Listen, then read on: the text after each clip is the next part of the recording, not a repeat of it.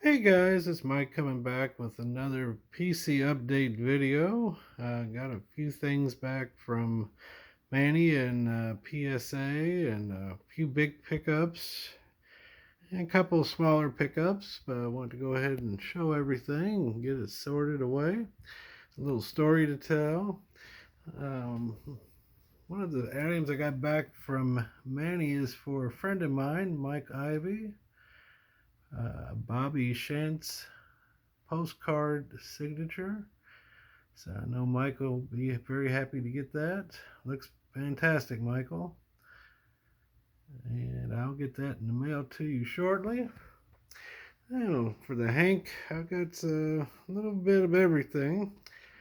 A couple photo pickups. This one's an interesting one. This is a photo of Hank in 1948 after he retired and was working for the Indians. And on the back, it says Hank Greenberg hitting one over the fence at Hudson Field, 1948. I went to the baseball school camp held there by the Cleveland Indians. It's by photographer Bob McLaurin out of Dayton, Ohio.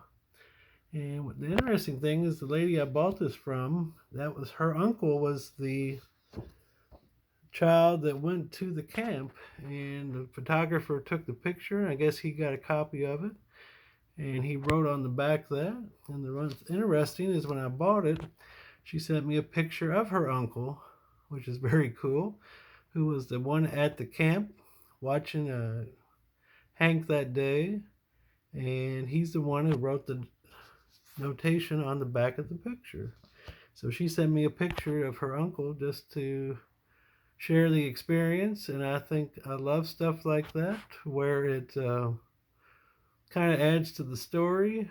But nice photo of Hank after he retired, and he was deciding whether to come back to the Indians as a player or as a manager, and he came back working for the team, and obviously agreed to appear at the camp they were having and take a few swings for him. So very cool picture. And I got this one from, I think, Clean Sweep. This is a signed cover of the Sports Collector Digest from April 15th, 1976. And signed by Hank and Charlie Gehringer. Got that for a pretty reasonable amount. And I love stuff like that. Beautiful signature from those two Hall of Famers. Very cool. And this is a minor pickup, but I thought it was neat because it's out of like a who's who of baseball for 1933. And I got a nice formal picture of Hank, and you can see his batting numbers from his minor league years. 30, 31, and 32. So this is from his rookie year with the Tigers. And just a nice little write-up.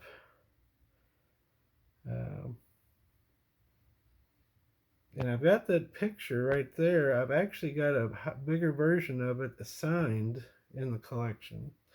So I always kind of wondered where it came from, and I would assume it came from this magazine. Here's where they got the picture and had him sign it. So pretty cool. Now the pieces I got back from Manny, I think I've shown these before, but if not, I'll go through them real quick. This is a really cool item. This is signed by Hank when he was the general manager of Cleveland Indians.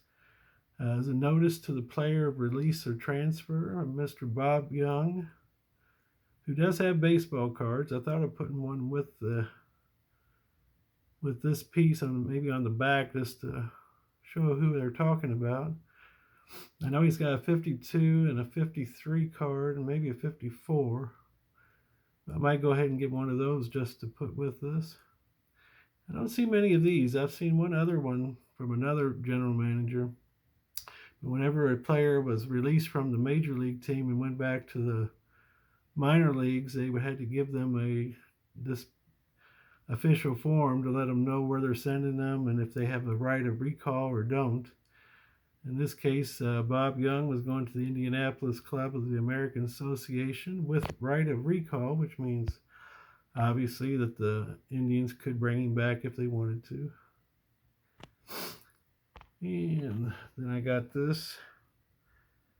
Just a cut auto, but it's beautiful. Best wishes, Hank Greenberg, from probably late 30s, maybe 1940. Just beautiful. I love getting the playing day signatures. And this one, I showed them. I know this is actually a rookie year signature of Johnny Bench. There's a 69 team issued postcard, or 67, I'm sorry, team issued postcard that came with this when I bought it. And it's signed also, but I'm having it encapsulated with PSA, but I want them to put the official title of the card being a 67 team issued postcard. So that'll be coming back in a separate order. But rookie, it's amazing that early bench autos are very hard to find, and they usually go pretty cheap. But when you're talking the rookie year or early in his career type autos, they don't pop up a lot. It's nice to get them and get them slabbed. And this is one I've kind of been going back and forth on. This is a nice card. It's a 1935 Gaudi 4-in-1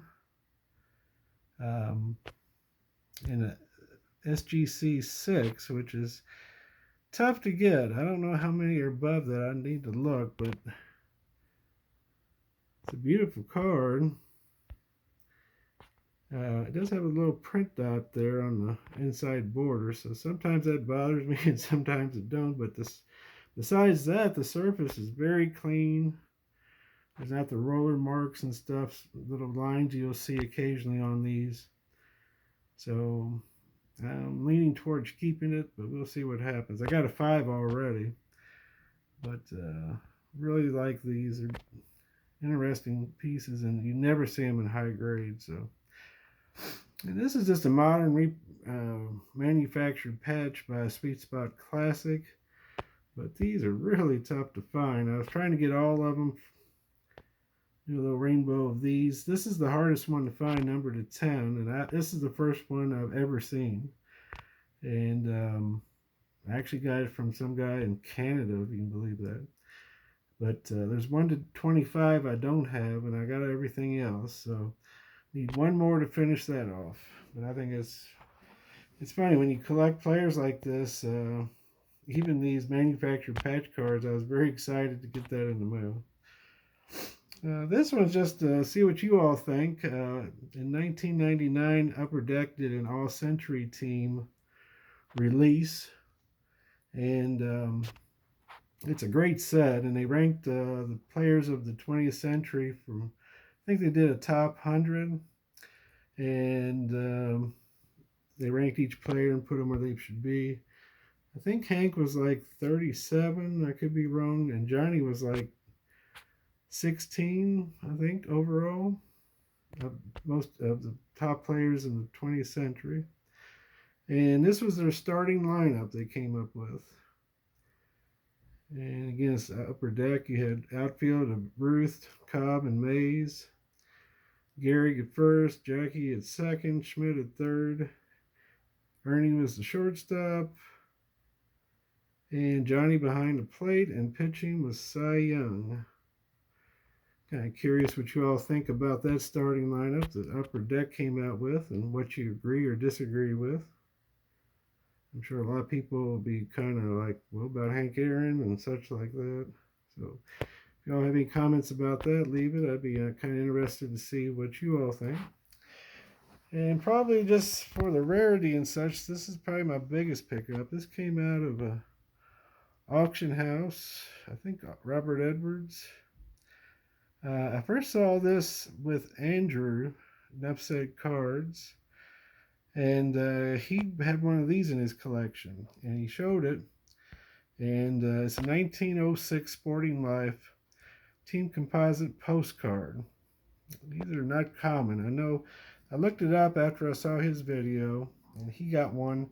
And the reason he bought his was because right there, let's see if I can get it to focus a little bit.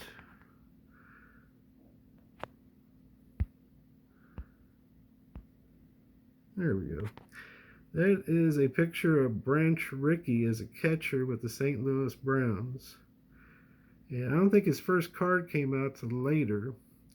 But this is kind of neat that this shows him as a player for the Browns, Branch Rickey. And that's why he had it, I think, initially in his collection. And I bought it because it's got Pelty, Barney Pelty, the Yiddish Kerber on the team. But last I looked, SGC has slabbed 2 of these, and PSA is slabbed 2. No, I'm sorry, PSGC was 1, I think, and PSA was 2. But anyway, very tough to find. This is this went with the, I think it's the W601. They're actually like 12 by 15 prints of this. That's why they left it in this format with the blank spot. They came in a 12 by 15 picture like this. And then they made, a little later in the year, they made these postcards from the same print, but obviously now they're in postcards that you can send. Let's see, blank back on it. But Andrew's got the SGC one. I've got one of the PSAs. This is a 5, and then there's a PSA 4 that is on the PSA registry, and is the Lone Star collection, which is apparently he has some amazing PSA registry sets, and this one included. This card included. So when this came up, I thought, well, if I'm ever going to own it, I better get it. And it was pricey, but it was worth it. When I get back all my Barney Pelty things, I'm going to do another update video and show everything I got, just because it's down to the point where it's next to impossible to find the last few items on the list. I think there's 4 or 5 more I need, and 2 of them have never been, they're on checklists, but they've never been seen before. So we'll see how that goes. But that is it for my update. Hope you enjoyed, and yeah, let me know what you think about the All Century team that Upper Deck came up with. And I hope everybody's doing well, getting ready for the National. And you all take care, and I'll talk to you later. The Lord will. Bye-bye.